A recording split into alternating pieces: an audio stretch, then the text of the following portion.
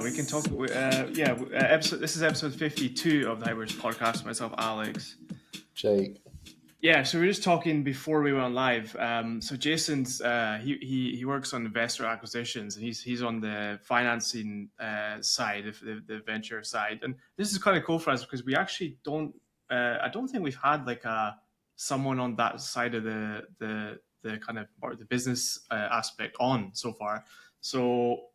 And this is very pertinent right now because of all the money that's getting raised across different industries. So, yeah, Jason, maybe just give a quick background and kind of like your kind of experience and kind of where you're at right now. Sure. Well, I always start my introduction by saying I'm a marketer. Been doing this for over 15 years.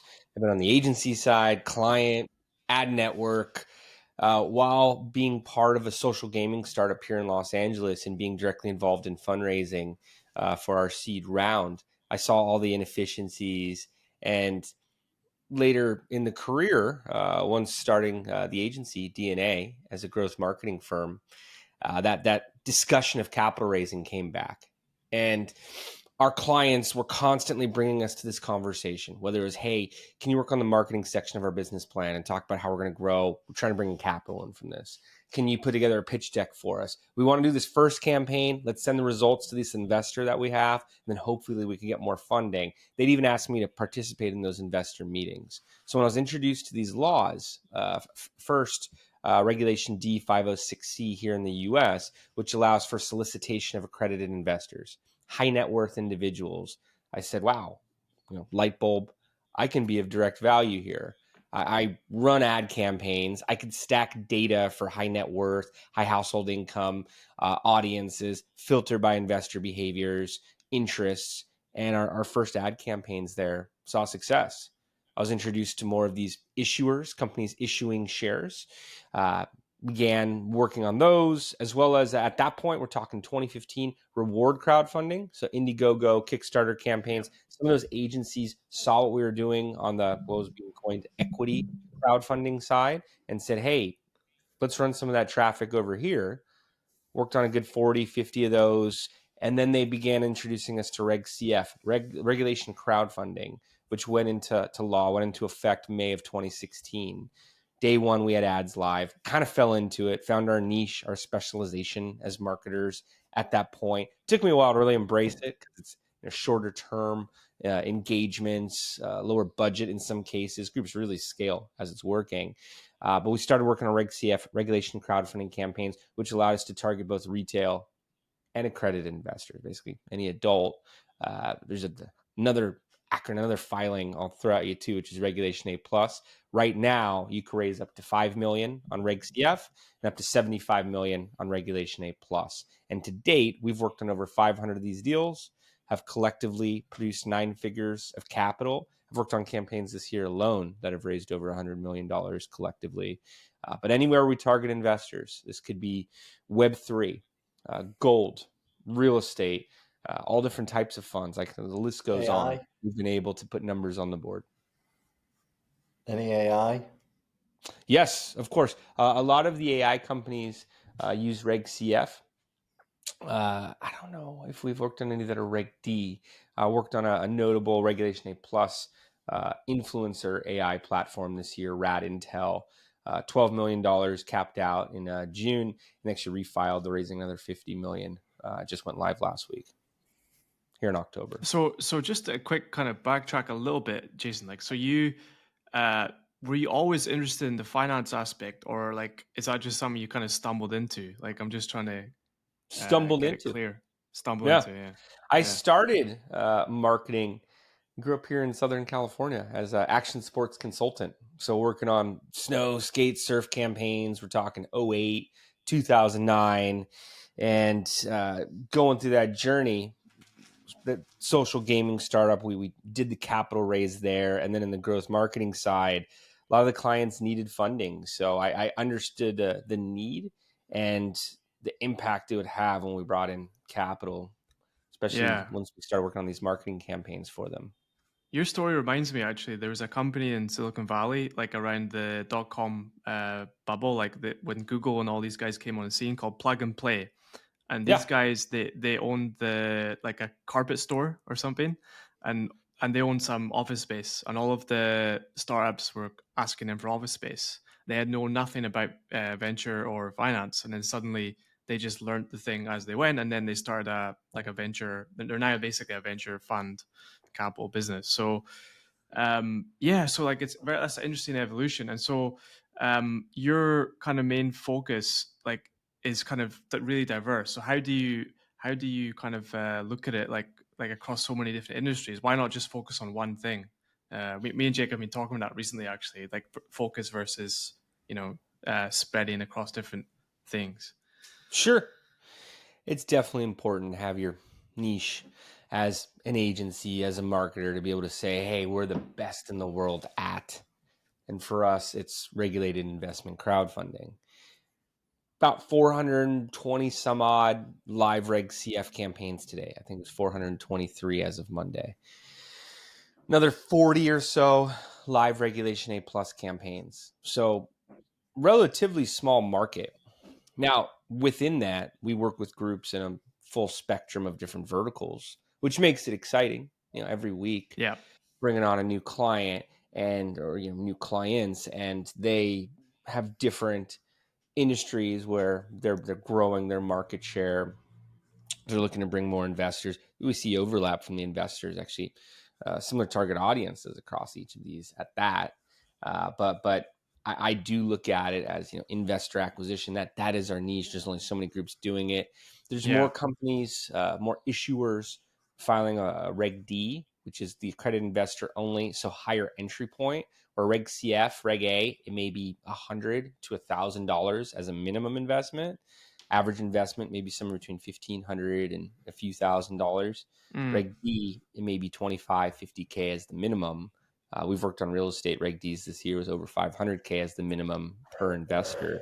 So there's a bit more happening there, and we've broadened just from Reg CF because the audiences we've built. I've developed a yeah. database of over 1.8 million investors who participate in these types of deals. So I see performance when I bring it to a gold or real estate or Web3 Yeah. campaign. Is it just me, or is it like I feel like the crowdfunding space was really hot like 10 years ago? Like we had Shark Tank and we had Dragon's Den in the UK. Sure. And then you have all of these platforms and companies. So now it's a very mature thing, really, the crowdfunding space. And you talked about the deal flow there. So how is the deal flow right now for crowdfunding? Like, is it fairly stable, or is it because you can't really crowdfund an AI company, right? Like they require a different type of financing. I have to interject there. I I got approached today, the first time ever, by the way, by an AI fund that is crowdfunded through Okay, cryptocurrency. Yeah. interesting. First time I'd heard of it. I wonder if it's a DAO and there's voting rights all the way through. Uh, I wonder. I haven't looked into it any more than that, but they hit me up. They're called Pond AI. I'm not entirely sure. You can search it, just check it out. But yeah. I thought it was quite interesting.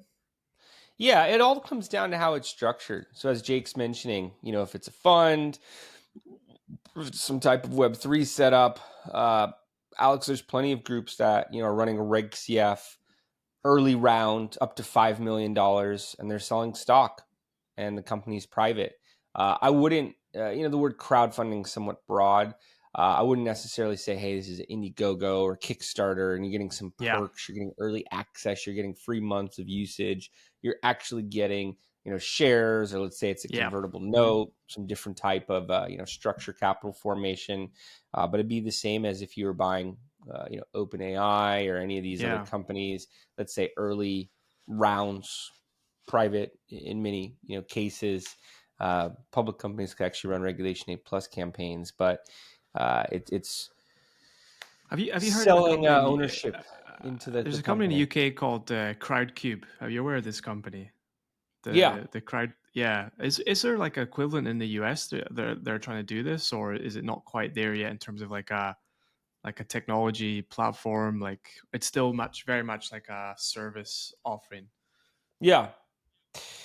So the UK, Europe as a whole, from my understanding, and I serve on the Global Equity Crowdfunding Alliance, have different counterparts in Europe, you guys are a few years ahead in terms of the Really? legislature, in terms of mass adoption and understanding. I'm still explaining to people what equity crowdfunding, regulated investment crowdfunding is every day. Even speaking about it with you guys, you're learning, asking different questions. I still have to break it down for groups every day and explain it as a, another way to reach investors and bring funding in. I think it'll be the primary approach towards capital formation in years to come. I also Well, serve on the Crowdfund Professional Association board, going to be in Washington, D.C. later this month. We're pushing for higher limits. We're pushing for tax credits. We're pushing for all different types of benefits for both investors and issuers, and to bring more of a spotlight on the space. So there are tech platforms here where you could add an Invest Now button to your website. You have to file with the regulators, SEC. You have to do everything by the book. They want to prevent fraud, of course. But there's tech solutions, there's platforms where you can list these deals. There are service providers, agencies, different types of consultants, quarterbacks, Crowdcube type companies here in the U.S. But many of the filings now allow for international investors. There's Regulation S. There's different ways you can, work with the lawyer to make sure you're compliant, but bring in investors from all over the world. And how would you pitch this like to a young founder? V's the traditional financing like venture capital, or like the Polymarket guy this week. He took money from the ICE, right, for his like a investment from ICE for his startup. So how would you pitch this vs those other like PE and VC Yeah. traditional? Well, I'm not in the business of telling every company they should run a regulated investment crowdfund campaign. I am highly recommending for every company that is running these types of initiatives, or even just looking to reach investors online, to run a digital marketing campaign, initiative, rollout. And I speak about that at length every day, talking on a podcast or conference. I have a workshop tonight with an accelerator and different founders here in Los Angeles. I want to see a higher success rate industry wide, but I would start the discussion there of, it's under 5% of deals that are getting funded at the VC level. It's a tougher market right now. I think you're asking a question earlier kind of about relevancy, market conditions. I have clients in the med tech space, and they tell me it's dried up.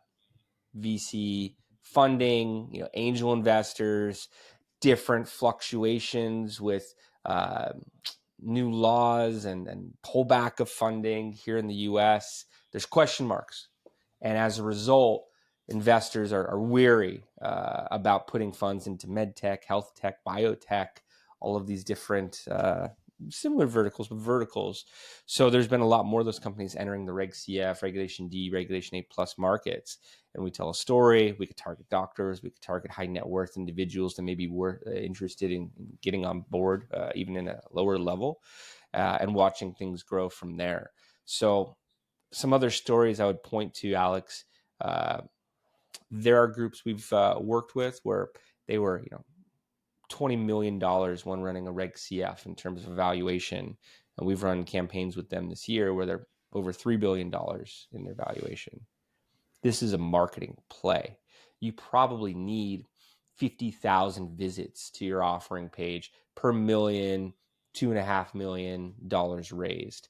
Maybe you're getting a 2% conversion, 1,000 investments off that. Maybe it's somewhere between $1,000, $2,500 as the average investment. So think about the millions of impressions you're getting to drive those 50,000 people there. That marketing campaign becomes added value to the capital that you're bringing in, and you get to set the valuation. After a successful round, you could keep going back to the crowd and saying, hey, we're going to do our next filing and at a higher valuation. Look at all the press we got from the last one. I've had clients where they complete the round, they're Forbes 30 under 30, they're getting different types of awards, accolades, publishers want to cover them. So they're growing throughout this capital raising process. Yeah, there's a company It's a in the great UK way to did get really out there. well. Brewdog, the beer company. Yeah, So they did this many, many times, right? Really, I've it been was to one of actually their locations. founded. Yeah. It was, I'm from Scotland. It was founded in Scotland.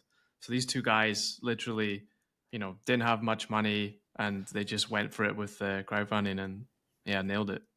Oh yeah, they were one of the early Regulation A Plus campaigns. I didn't work on it, but I studied it. I've worked on campaigns with the lawyer who put together the deal, and on some of his other clientele. And I've been to one of the locations, one of the pubs in the UK, and I Nice. believe it was $25 in person, and you could get a pint and a share. Yeah, pretty cool. Mm-hmm. I have a question. Just how, I mean, maybe this is the secret sauce, so you don't have to, you know, expose yourself and give away everything. But are you driving most of this traffic via email campaign? Well, I break it down into three categories when I'm speaking to a founder or marketing team in terms of the channels, the tactics they should be using. Hmm. Content marketing, advertising, and outreach. Content marketing to build the funnel, manage the brand owned channels. It's going to be 7 touch points or more before that investor converts. We want to be intentional about what they see. There is email drip systems going out to first degree networks and to new signups, people signing up for a webinar and other types of live events and content. We want to have headline worthy announcements coming out on a weekly basis. So emails occurring over there. We drive traffic into it with advertising. I would tell you advertising is the most consistently tied to performance of the channels. I can upload those databases as custom audiences, run ads directly to highly active investors in this space. Some of them have over 100 companies in their portfolio at this point from these exemptions, from Reg CF, from Regulation A plus. So you imagine reaching those individuals and with an advertisement and retargeting them on a daily basis more aggressively than we would with a cold email outreach campaign, and then getting all of the analytics around it, click-through rate, conversion rate, cost per acquisition, cost per purchase, cost per conversion, return on ad spend metrics, and then scaling up as we're seeing performance. Maybe it's a 10x return on ad spend, have campaigns performing higher than that today, start to ramp it up once we hit about 3x, 5x. So advertising's been a big driver, Jake. I know roughly every dollar, $2 we spend as an investor getting to that offering page. For outreach, I find outreach to be a bit more hit or miss. And in many cases, there's actually an offline element where an investor is getting a direct message, email, and wants to speak with the founder, investor relations team. So I'm a big fan of LinkedIn outreach. I find, profile picture, mutual connections, background. It leads to not only a higher response rate, but a warmer dynamic once those prospects are on the line. So I'll see our clients get on the phone daily with prospective investors if we're running a LinkedIn outreach campaign, but they are limited. It's about 25 invitations per day, 39 invitations per day once an account's warmed up on LinkedIn are the numbers we find. You can run it from multiple accounts, so you could get to higher volumes. We'll then add email on top of it, create an email server, start with batches of 5,000, 10,000 prospects to go after. I find it to be a bit spammier, and it shows up in some of the responses.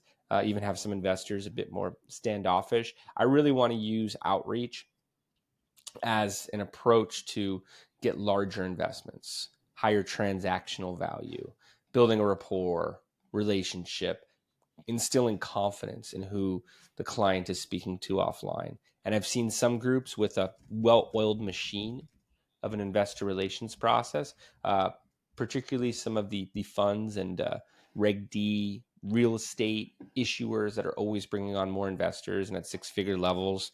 They have a tight system. They're closing at great levels. The average investment is very attractive for them. If I bring a Reg CF investor with the founder who was having trouble securing capital offline onto calls daily from email, it may not produce the same way.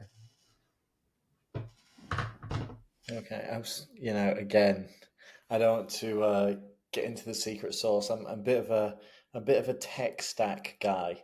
That's Okay. that was really why I was asking. So I was just curious, like, do you use like Clay or Apollo for this, or do you use any like custom made tools?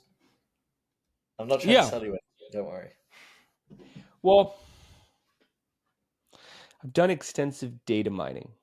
So some of these equity crowdfunding portals, as defined by the SEC, the sites, that list the deals online, and there's an offering page, picture like a vertical pitch deck and a pitch video on there, following landing page best practices with a lot of social proof all the way through, and then an invest button, and the entire transaction can occur on that portal.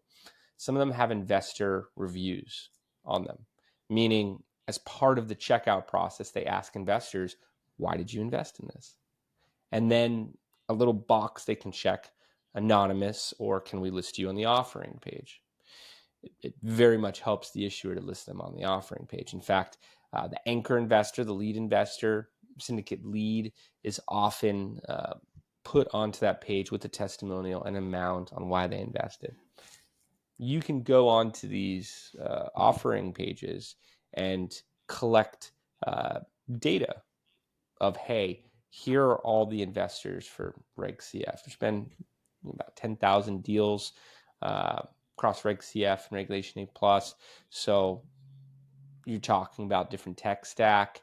If you were data mining there and putting together a list, and then let's say cross-referencing that with Apollo or with a data provider and getting contact info accordingly.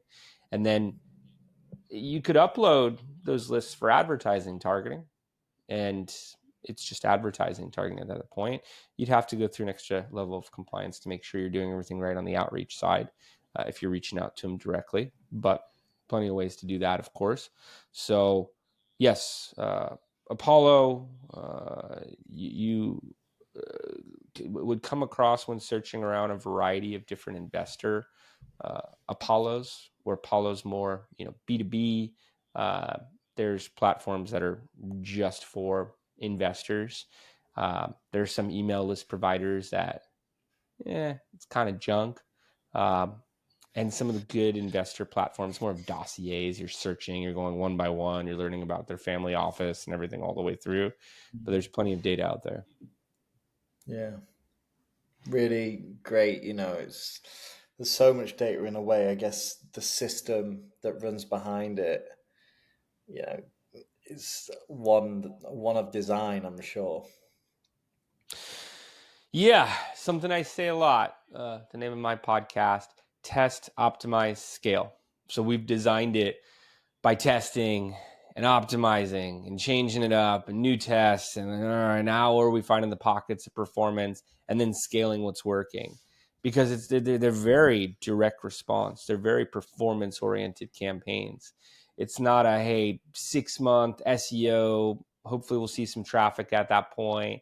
It's campaign went live a week ago, campaign went live a month ago. What's my return on ad spend? What's my cost of capital? So in that environment, you got to put numbers on the board quick. If it's not working, pivot. You may only get a month. You may only get 2 months out of a client because their campaign's closing, or they have limited budget to begin with. Maybe they didn't plan accordingly. Maybe they have other vendors that are working and they're bringing you in. So they can be quick runs. 3 months, I'd say, is a common equity crowdfunding campaign. If it's working, they'll get extensions they could run throughout the course of the year. But if it's not, they don't want to leave it up for too long. So it puts you in this state of, hey, we have to test out new audiences, new creatives, new funnels every week, do more of what's working. Hey, how do we find shortcuts by data mining and pulling different audiences in, or by tapping in to the voice of different publishers and their follower base? But the results that come out the other side, it's very exciting. It's rewarding to be a part of, and you watch the clients you're working with grow, their offices, their team, their tech, we everything. did briefly mention AI, and I see a lot of now these like guys, traditional VC PE people starting to set up these AI funds, right? Where basically they're allocating capital with some kind of AI. How do you think about AI in terms of what you do? Well, yes, there's AI funds, there's AI companies, there's AI tools that we use, there's AI across the board, right? And I feel like sometimes the term's misused. Uh, you know, if I were to turn on the light here in the room, it's like, it's my AI candle. Like anything electric, they're calling AI these days. Anything automated, where some of these tools we've been using for years, it's just machine learning and automated tech, especially on the media buying side. But we're exploring new AI social networks that are really exciting to me. Treating Sora 2 as a social network, treating other platforms as a social network. My creative director, creative team is finding all different types of ways to improve quality with video and graphic design platforms. I really emphasize that. I don't want to use AI unless it's better than human. I don't want to have shortcuts for my team. I want to have better quality coming out, because that's what the clients care about. They don't care about if it takes us less time, or if we put together extra pages and a marketing plan, but it doesn't put out stronger creative, doesn't put out stronger follow-ups, doesn't make the results come in at a higher level in their reporting dashboard. But a lot on the creative side right now.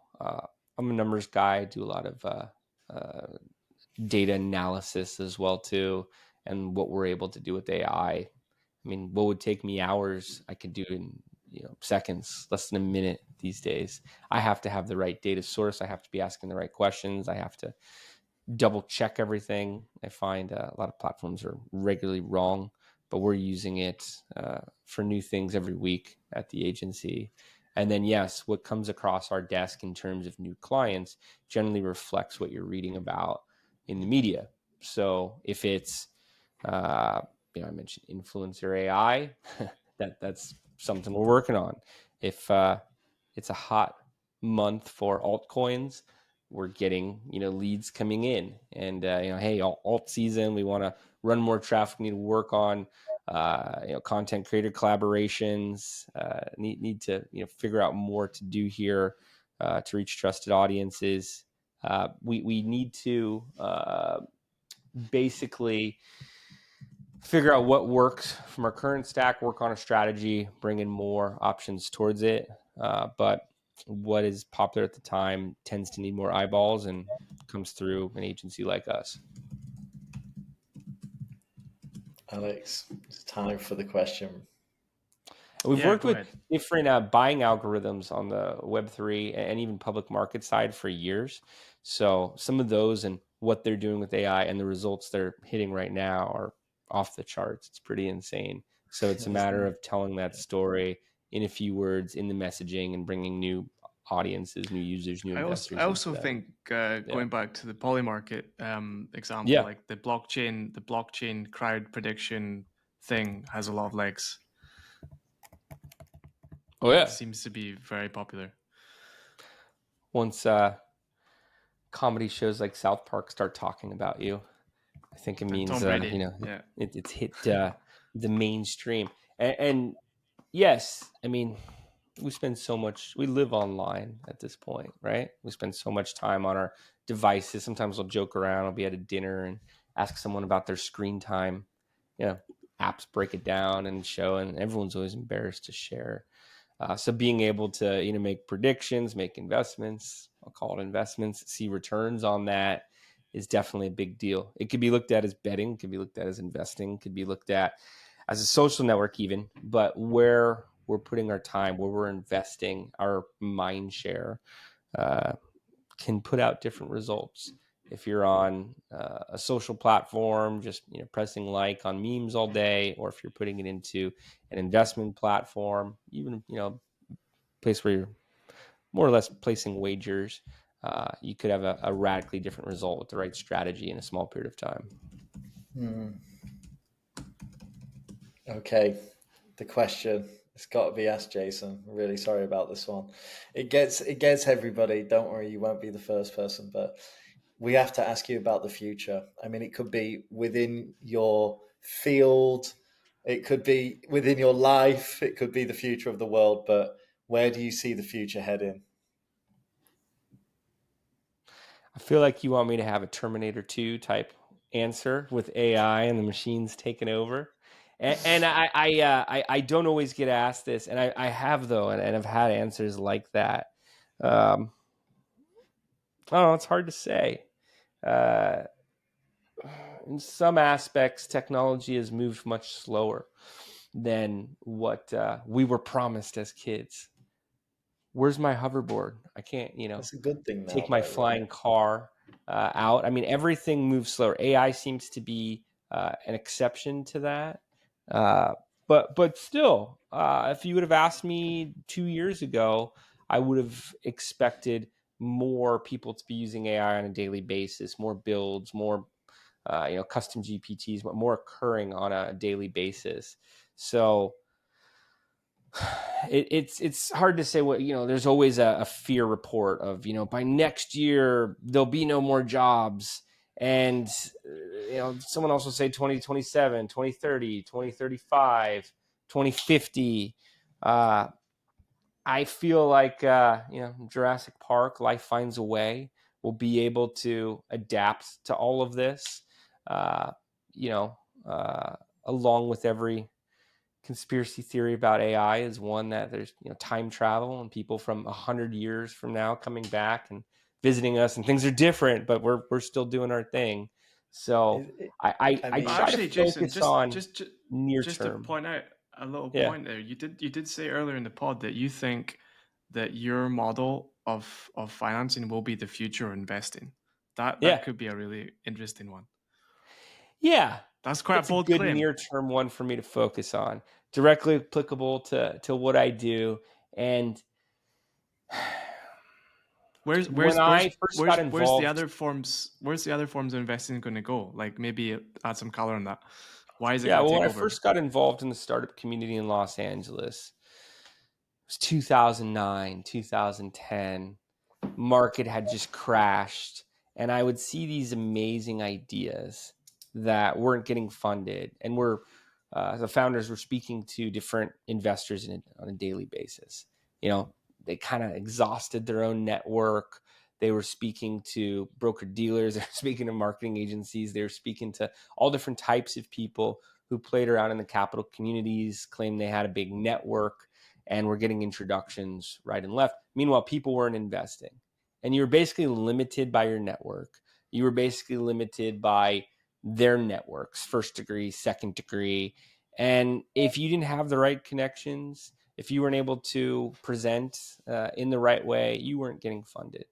Meanwhile, everyone reads about companies that have a proof of concept, but they're pre-products, pre-revenue, pre-users, and they get $80 million, hundreds of millions of dollars, billions of dollars in funding. It's like, what's happening? You mentioned Silicon Valley. There's a lot of different inroads for the right people. What I like about these digital channels to bring in capital, and call it crowd sales, which this is really like, these were bad words in 2016, 2018. That meant you couldn't get funded offline and you were trying something new. Now, a lot of companies are opting for this route because they get to set the terms, and every investor has to work off those terms. It's no longer, getting strong armed by a VC or anything like that. I know plenty of great VCs, but it's the common story, right? And they end up taking control over time, and so on and so forth. But this democratizes access to capital for founders. This makes it available to every retail investor to participate in these early stage opportunities. You could get in on a company that has a $10 million valuation and turns into a unicorn, billion-dollar, multi-billion-dollar, higher valuation over time, and get those type of returns that you hear about. You hear those stories of, if you would have got in at Facebook during the first year of business, what it would have been worth when they went public, or what it would be worth now. And it makes it so you don't have to have the right contacts to know about these early stage opportunities, and the right funds, the right levels to actually participate in them. You don't have to have the right investor audience on the other side of the table. You can just do the right thing in terms of marketing, have the right formula, have enough traffic getting there, and have a good shot towards success using one of these vehicles. As an investor, different ideologies you want to follow with, high risk, high return section of your portfolio, maybe 10, 20%, having enough deals there, enough diversification. But over time, maybe you are able to have that high return and, noteworthy liquidity event. So I believe as there's more investor success stories, there is going to be more people entering the space. There are going to be more, publishers talking about it. And again, we live online. Why wouldn't we market these deals? Why wouldn't we, invest? Why wouldn't we try to have that convergence of investors and issuers happening online Jason, very and the crowd interesting. I around think it? we should revisit this in a year, and off the back of all this and the poly market Yeah, stuff. Like, I think it's going to be very interesting to see, especially as VC returns, are struggling. And I think in a year's time, maybe you're kind of dominating this space. So let's check in a year. absolutely. There'll be more investors. There'll be more issuers. Again, it's relatively unknown. So I picture instead of a few hundred companies running a Reg CF at a time, a few 100,000 down the line, and a few million, 24 some odd million small businesses in the U.S. Just needs more awareness and more investors participating. And yeah, happy to do it again. Cool. Thank you. Cheers. That was cool. Thanks. Thanks, guys. Thanks, Jason. Cheers. Awesome. Hope